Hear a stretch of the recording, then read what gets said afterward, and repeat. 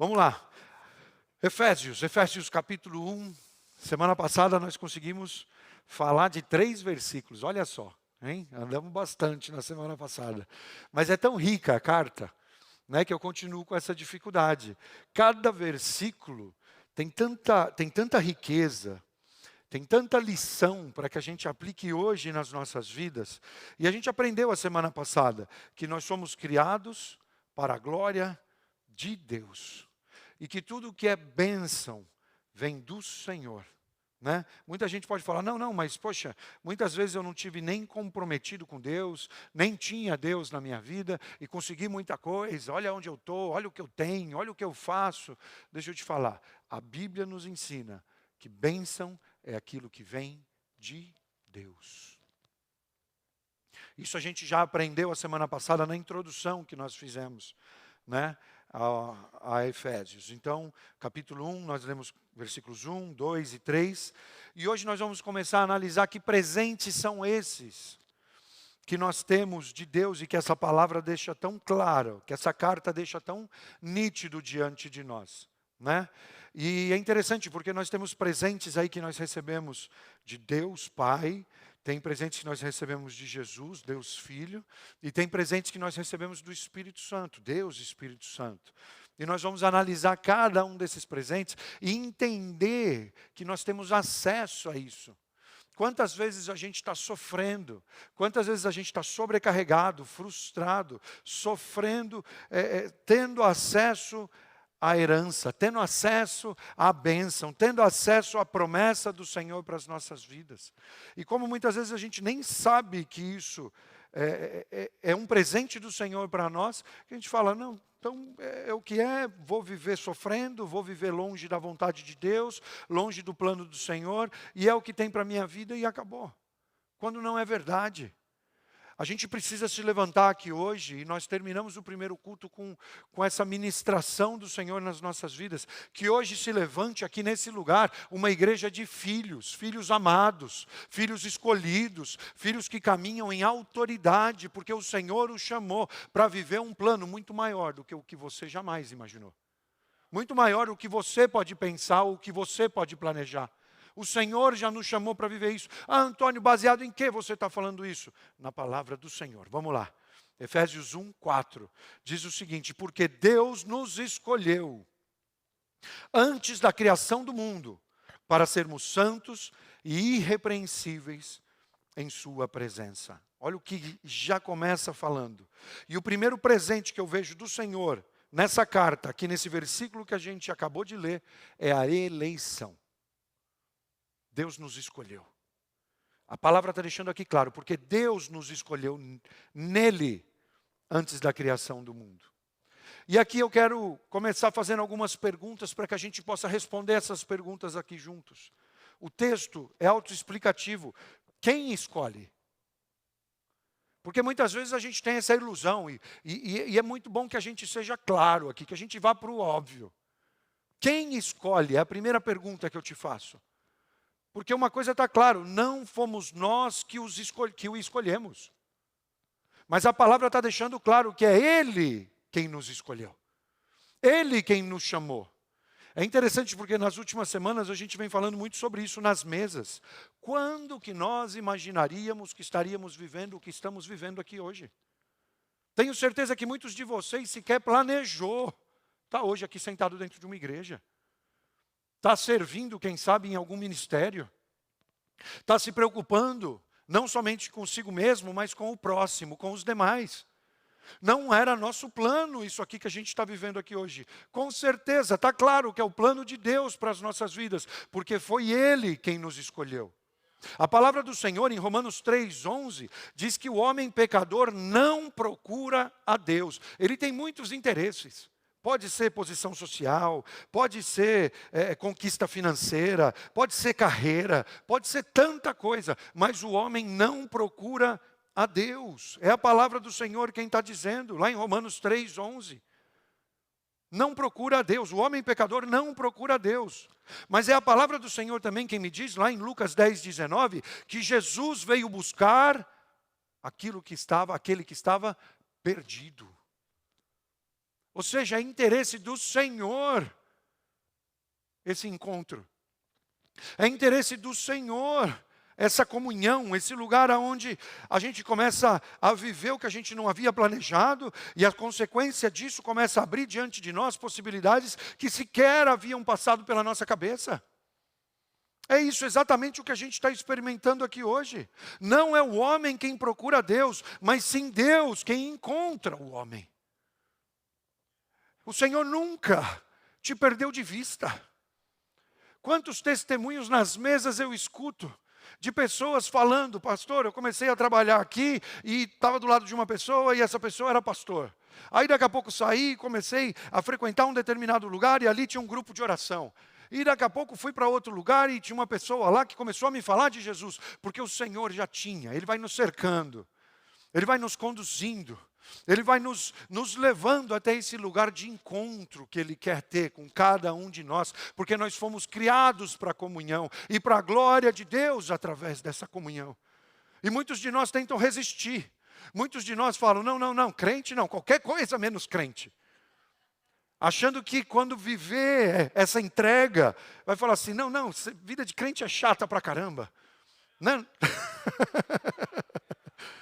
não pode fazer isso, não pode fazer aquilo, não pode fazer aquilo outro. E quantos de nós aqui temos sido surpreendidos, porque é uma aventura maravilhosa essa vida de entrega, é uma aventura maravilhosa essa vida de confiança, que a gente possa continuar se entregando nas mãos do Senhor para viver aquilo que Ele tem para nós, porque uma coisa está certa: foi Ele quem nos escolheu e o plano dEle vai se cumprir nas nossas vidas. Seja onde for, seja com quem for, seja como for, que a vontade do Senhor seja cumprida nas nossas vidas, nas nossas famílias, nas nossas casas, com aquilo que Ele tem nos confiado. Aleluia! Porque tudo é dEle, tudo é por Ele, nós fomos criados para a glória de Deus. Mas vamos lá, vamos seguir. A natureza dessa escolha. Qual é a natureza dessa escolha? Vamos para o versículo 5. Em amor, nos predestinou para sermos adotados como filhos, por meio de Jesus Cristo, conforme o bom propósito da sua vontade. Mais uma vez eu quero te dizer, a vontade foi dele. O tempo todo o texto de Efésios está dizendo: para a sua vontade, para a vontade de Deus, para a glória de Deus, é tudo nele. A causa da escolha, e aqui quem sabe eu vou aqui de novo destruir teu castelinho de areia. A causa da escolha não está em nós. Não é a minha capacidade, não é a minha habilidade, não são os meus contatos, não são os meus recursos. Mas é o próprio Deus, foi vontade dEle me escolher e me adotar como seu filho. E me incluir na sua família. Eu faço parte da família de Deus, e só isso já é motivo para que eu me levante todos os dias e seja muito intencional em tudo aquilo que Ele permitir na minha vida. Para que eu possa viver Romanos 8:28, sabendo que todas as coisas contribuem para o bem daqueles que amam ao Senhor, daqueles que foram chamados conforme o seu propósito. Essa é a vontade do Senhor para as nossas vidas. A causa da escolha não está em nós. Deus não nos escolheu porque nos achou bons. Deus não nos escolheu porque Ele viu em nós méritos, virtudes que atraíssem a sua atenção, que atraíssem a sua bondade às nossas vidas. Não foi uma recompensa falando: olha aí como você é bonzinho, toma aqui então, vai. Vou te chamar para perto de mim para que você caminhe e faça mais. Não é isso, não estava em nós. Justamente porque muitos de nós sequer merecíamos estar aqui. Muitos de nós não tínhamos nenhuma habilidade, nenhuma capacidade, nenhuma oportunidade para estarmos na presença do Senhor. Mas Ele nos escolheu. Porque Ele é assim, seu amor nos alcança, seu amor nos constrange, seu amor nos transforma. E esse amor está sendo derramado sobre as nossas vidas agora. Você tem sido objeto, alvo do amor de Deus. E eu quero te dizer, Ele faz questão de você. Ele está te trazendo para perto para que você experimente aquilo que jamais poderia experimentar. Mas qual é o objeto dessa escolha? No verso 4 que a gente leu agora há pouquinho, Paulo está dizendo que Ele, Deus, nos escolheu. E grava isso. Porque Paulo está tentando fazer uma distinção aqui nessa carta entre igreja e mundo. Porque quando a gente chegar lá no capítulo 2, eu não sei quando vai ser, mas um dia a gente vai chegar no capítulo 2, ele vai dizer que o mundo está perdido. Ele vai dizer já desde o verso 1, que o mundo está morto, que as pessoas sem Cristo, não é que elas estão mal, elas estão mortas, andando segundo o curso do mundo, indo na onda, fazendo o que todo mundo faz, falando o que todo mundo fala, entrando na dinâmica do mundo. E ele no capítulo 2 ele vai falar exatamente isso. E Paulo está dizendo que a salvação não é algo assim, vive do jeito que você quer, faz o que dá na tua telha e o que você tem vontade, e lá na frente vai dar tudo certo e você vai ser salvo, porque o texto está dizendo que o Senhor já nos escolheu, já nos salvou desde a eternidade. A ideia de que no final Deus vai salvar todo mundo não é verdadeira. Isso é um engano, isso é uma mentira. A distinção entre as pessoas na realidade não está em quem é ou quem não é eleito, mas sim em aqueles que têm a consciência dessa eleição e os que não têm a consciência dessa eleição. Somente quem recebe a Cristo, quem nasce de novo e põe a sua confiança totalmente em Jesus, é que chega realmente a experimentar os efeitos dessa eleição. Quantas pessoas que sim foram escolhidas, mas dão as costas para o Senhor, querendo viver segundo a sua vontade, segundo os seus desejos, segundo os seus planos. Para que a gente viva os efeitos dessa escolha do Senhor sobre as nossas vidas, nós vamos sim precisar receber a Cristo nos nossos corações, reconhecer o seu sacrifício naquela cruz, declará-lo como nosso único e suficiente Salvador.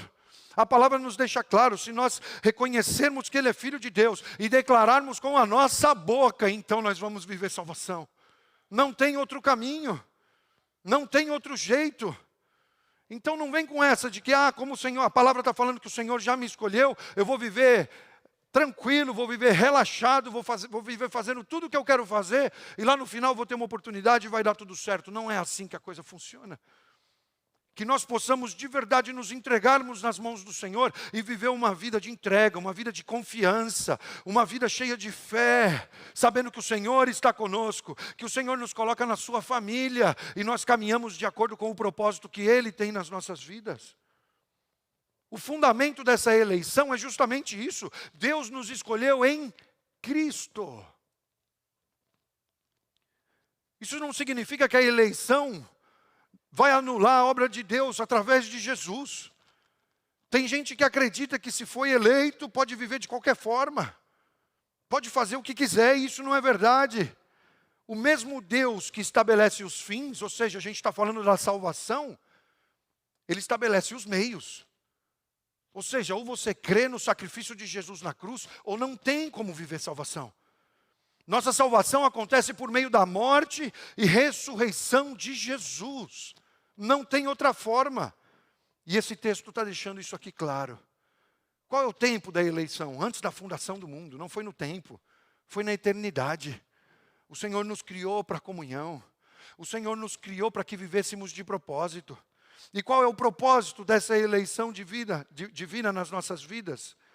O texto também está dizendo, para sermos santos e irrepreensíveis perante Ele. Deus não nos escolheu porque nós éramos santos e irrepreensíveis, como muita gente pensa.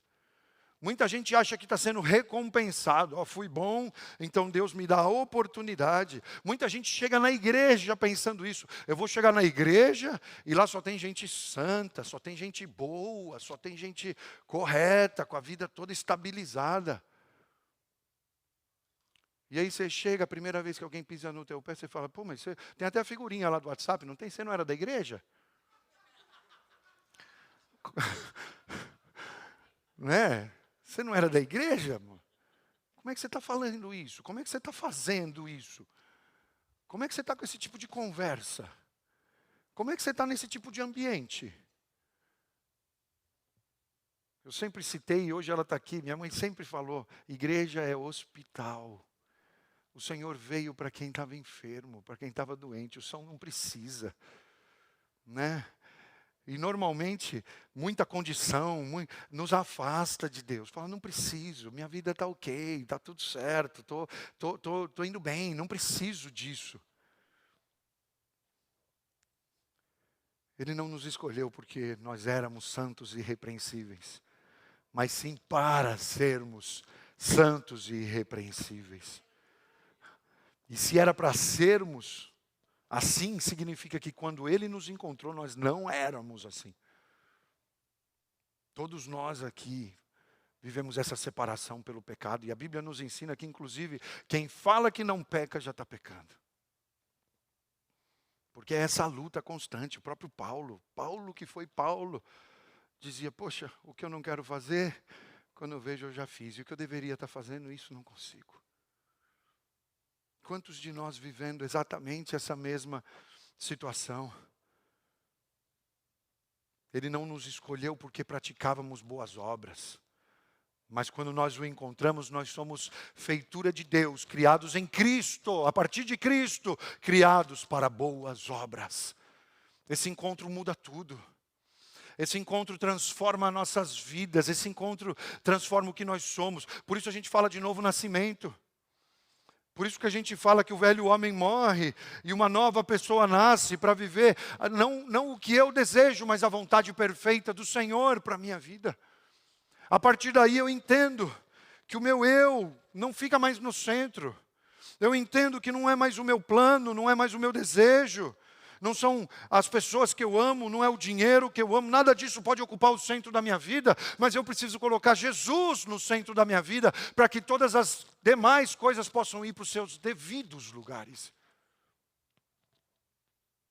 E aqui com essa escolha divina, com essa eleição, eu acabo aprendendo 3 lições muito importantes.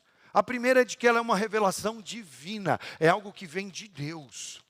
Entende de uma vez, você não foi escolhido por causa de alguma indicação de um amigo, por causa de algum esquema que montaram para que você chegasse.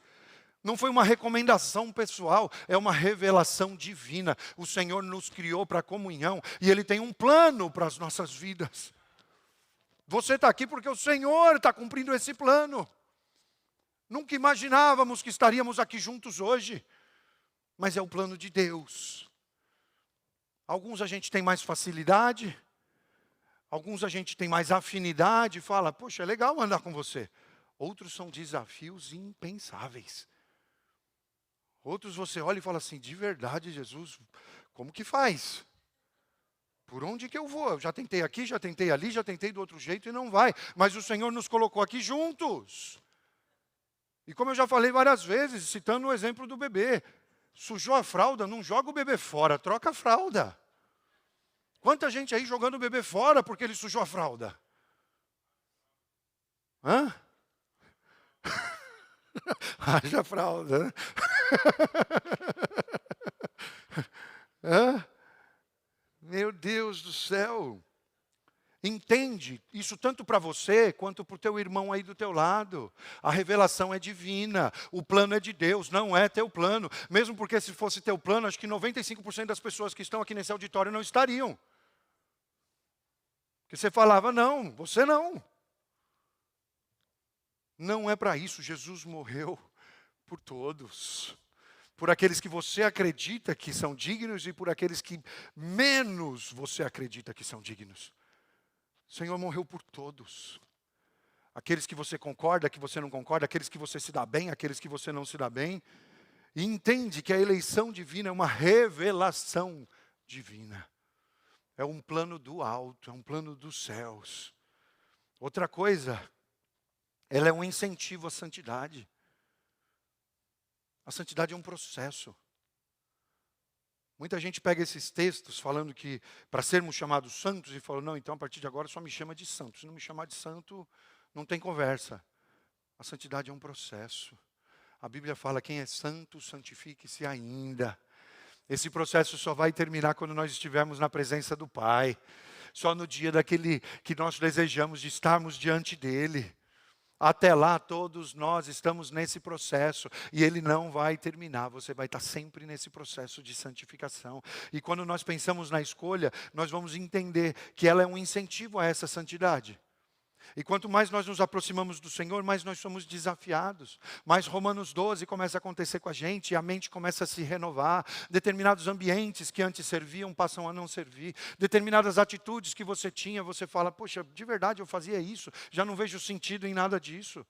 Determinados relacionamentos, contatos que você falava, Deus, meu Deus, se essa pessoa não estiver na minha vida, eu não consigo viver. E o Senhor fala, não é aí que eu quero a tua atenção. Não é aí que eu quero que você se apoie. Eu quero que você se apoie em mim. No relacionamento comigo, na comunhão comigo, para que eu possa de verdade revelar a minha vontade na tua vida e através dela. O Senhor vai te chamar para esse lugar. E muitas vezes as pessoas vão te olhar e não vão mais te reconhecer. Vão falar, poxa, agora o quê? Virou pastor? Depois que virou crente não quer mais se misturar? É um processo que vai te levar sim, que vai te incentivar a essa vida de santidade. A essa vida que muitas vezes você vai ver, não é mais para mim. Não vou te falar que você não vai entrar nesses lugares com um propósito. Porque mesmo Davi, eu amo o Salmo 23, quando ele está falando disso, e ele fala da mesa preparada, e a mesa está preparada na presença de inimigos, ou seja, de gente que não pensava como ele. Mas quando você sabe qual é o propósito de Deus na tua vida, você senta também nesses lugares. Não para ser mais um, mas sim para levar vida, por onde o Senhor te permitir estar. Para transbordar essa vida que Ele tem derramado sobre você. E outra lição que eu vejo nessa questão da eleição divina, é que ela é um estímulo à humildade. Que a gente possa entender que a gente não é melhor do que ninguém. Não é porque o Senhor nos confiou determinadas responsabilidades que nós a partir de agora somos melhores que os demais. Pelo contrário. Que nós estejamos sempre nesse lugar de servos. Porque foi Jesus quem nos deixou esse modelo. Ele não veio para ser servido, senão para servir. Então, a eleição é o primeiro presente que nós recebemos de Deus Pai, segundo esse texto. O segundo presente que nós recebemos dele é a adoção. Essa é a segunda bênção que temos de Deus. Nós éramos escravos, perdidos, cegos, corações endurecidos, e Deus nos adota em sua família. Nos coloca dentro da sua casa. Nos dá seu nome, nos faz herdeiros. Quantos de nós ainda não entendemos que isso está acontecendo agora nas nossas vidas e continuamos com as nossas próprias bocas dizendo que a gente não vale, que a gente não serve, que a gente não presta? Será que você consegue entender que Jesus se entregou numa cruz por amor a você? E você insiste em dizer ou em acreditar as mentiras que o inimigo muitas vezes tem soprado no teu ouvido. Muitas vezes usando pessoas que você deu essa autoridade para que falassem na tua vida. Pessoas determinando se você pode ou não pode, se você consegue ou não consegue. Quando a palavra do Senhor é o que eu preciso ouvir, é onde eu preciso ter meus olhos fixados no Senhor, para que de verdade eu possa viver aquilo que Ele tem para mim. Eu quero que você entenda, você não é mais escravo, você não é mais perdido, você não é mais cego, o teu coração não é mais de pedra, o Senhor colocou um coração de carne, você faz parte da família de Deus.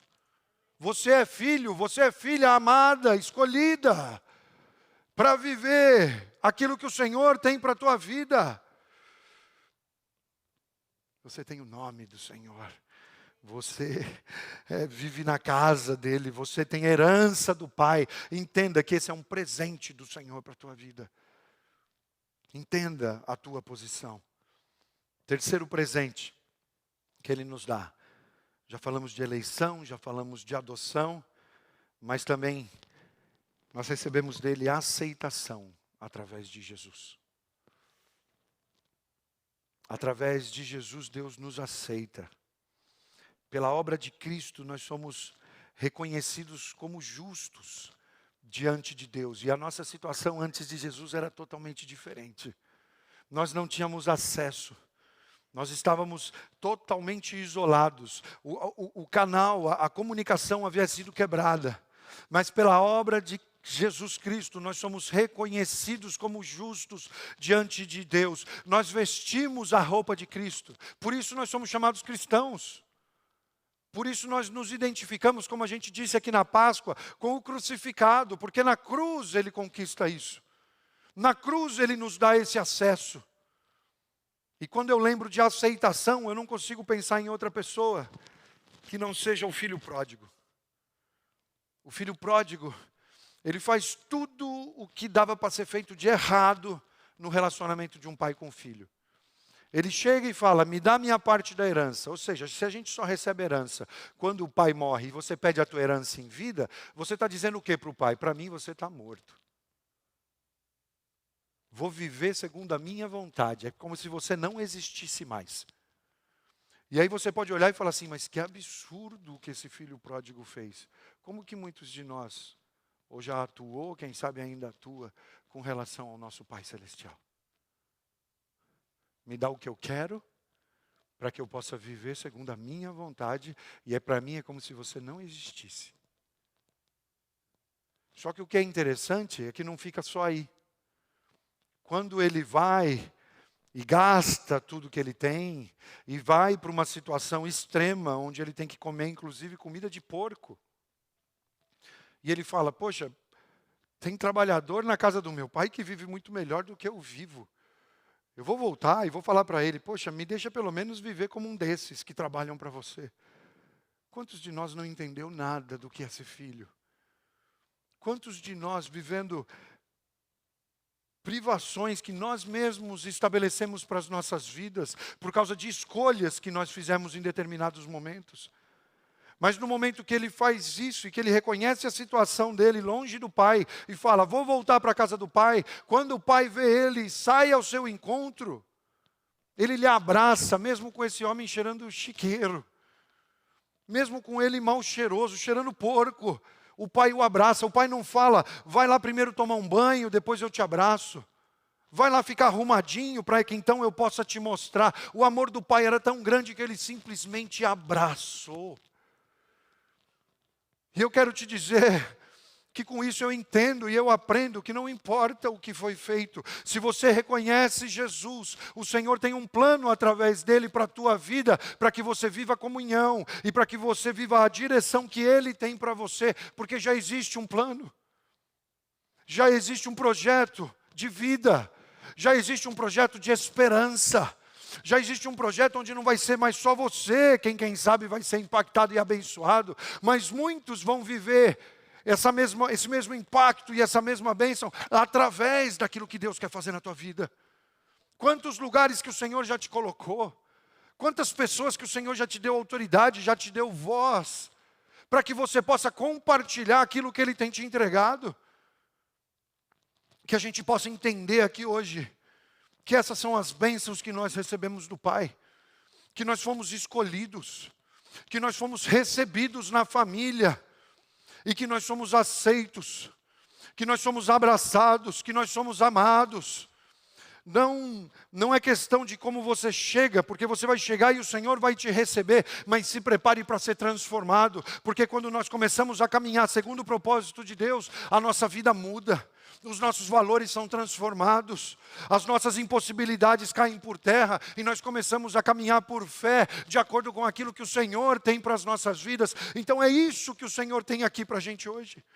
É isso que essa carta está me dizendo e que quem sabe até então você não sabia. É isso que esse texto está me ensinando, de que a bênção do Senhor é a minha verdadeira riqueza. Quem sabe você entrou aqui hoje pensando algo totalmente diferente disso. Quem sabe, inclusive, você está esgotado, cansado e frustrado, porque você está tentando resolver as coisas segundo a tua força, no teu jeito, no teu tempo. Mas o Senhor está me falando aqui, eu te escolhi. Vem, descansa no meu plano para a tua vida. Eu te recebo na família. Eu te dou um novo nome. Eu coloco um anel no teu dedo. Eu te dou uma herança. Eu te coloco dentro da minha casa. Eu te aceito. Eu te abraço. Aleluia. Que você possa entender isso hoje na tua vida. Que você possa entender isso e parar de dizer com a tua própria boca coisas tão longe, tão distantes, tão contrárias àquilo que a palavra do Senhor está me ensinando. Por isso, mais uma vez, Eu quero te dizer que hoje se levante aqui nesse lugar uma igreja de filhos, de filhas, que sabem que foram escolhidos por Deus, como Paulo abre a carta escrevendo, já dizendo, servo de Cristo, segundo a vontade de Deus. Que a gente possa ter essa certeza hoje nas nossas vidas, que não foi ideia nossa, que não foi casualidade, que não foi sem querer, mas foi parte do plano de Deus para as nossas vidas. Que você se levante aqui hoje nesse lugar, como um escolhido, como uma escolhida. Que você caminhe essa semana pelas ruas, que você sente nas mesas, que você compartilhe vida, que você faça seus negócios, que você tenha seu tempo familiar, sabendo que você é filho, que você é filha, sabendo que a tua vida tem propósito. Seja intencional com aquilo que o Senhor está te entregando. É um presente. A carta está dizendo justamente disso, é um presente. Porque muitos de nós estamos desprezando o presente que o Senhor está nos entregando, falando, eu sei melhor o que eu quero. Eu já decidi, o meu plano é outro. Que você possa entender isso hoje. E como igreja, nós possamos nos levantar com os olhos no Senhor e caminharmos segundo a vontade dEle, o plano dEle, a estratégia dEle.